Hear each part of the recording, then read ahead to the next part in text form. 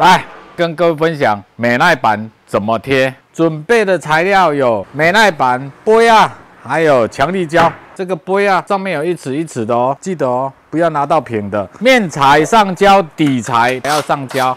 会背袂背，刚看这功夫你就知影。第一个边边角角涂满，杯好之后就是给它出来。这整个再推就是一个 S 型的，带过去。带好之后，边边角角。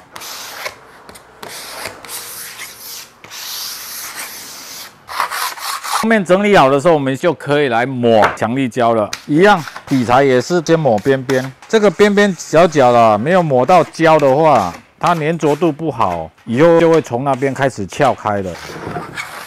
都完成好的时候，有电风扇在吹的话，大概10分钟左右它就干了。 手不会粘，就是干了，就可以贴了。贴的时候有一个小技巧，因为它这是两面都贴胶，很容易粘了就拔不起来了。爱贴一地要个洞嘞。那我们这一片拿上来就可以直接放上去了。这个时候可以去抓准它的角度了，靠它的边靠好了，就可以把它压下去。粘好的时候拿开，从旁边慢慢的把它推过去。 拼贴的时候，接合的地方一定要 Q 吧。我们现在面都已经贴好了，注意看一下，它这个都有凸出来。用修边机把旁边修掉，边边我们要再拿烤刀修一次。